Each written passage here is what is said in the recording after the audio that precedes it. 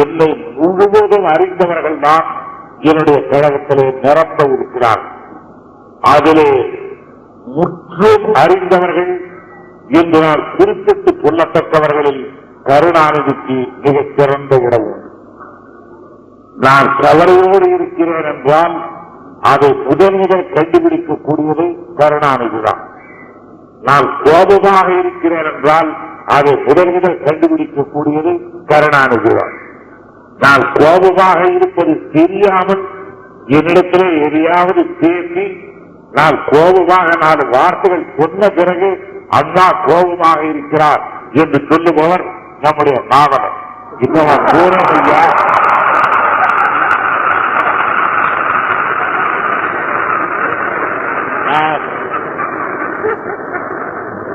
சாதாரணமான விஷயத்தான் கேட்டேன்.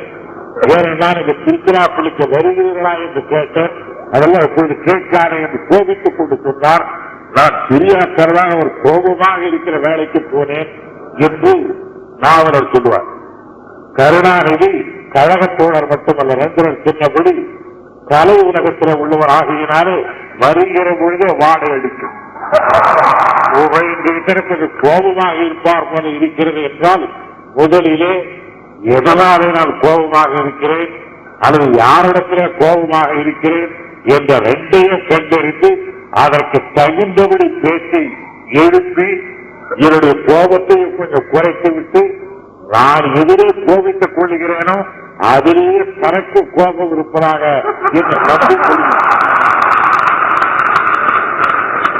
என்னை நம்பிக்கொள்ளி சொல்லிவிட்டு போவார். என்னை நம்பும்படிதான் சொல்லிவிட்டு போவார் என்று சொன்னேனே தவிர நான் நம்பிவிட்டேன்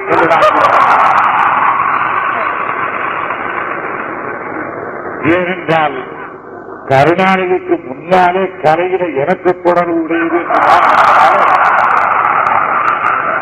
எனக்கு வந்த வாடைகள் எல்லாம் கொஞ்சம் தெரியும். ஆனாலும் கலைக்கு இருக்கின்ற ஒரு விசேடமே அது, சிறப்பே அது. ஒருவர் கவலைப்பட்டு நடிக்கிறார் என்றால் மற்றவர்களும் அது அப்படியே உண்மையான கவலை என்று உணர்ந்து அல்லது அந்த கணம் அறிந்து அவர்களை கவலைப்பட வைப்பதுதான் கலைஞருடைய திறன்.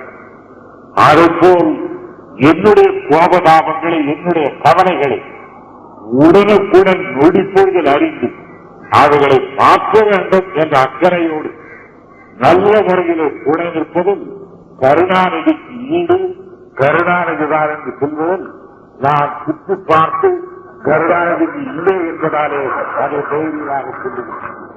இது நான் சொன்னேன் என்பதை கூட நீங்கள் கருணாநிதிக்கு சொல்ல வேண்டும்.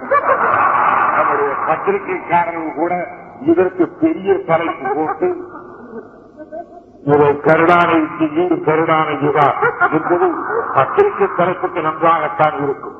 ஆனால் அதை பத்திரிகையை வெளியிடுவதன் மூலம் சரி நாம் அண்ணாவுடைய மனதை திருப்திப்படுத்த வேண்டிய அளவுக்கு திருப்திப்படுத்தி விட்டோம் என்ற எண்ணம் கருணாநிதிக்கு வராமல் பார்த்துக் கொள்ள வேண்டும்.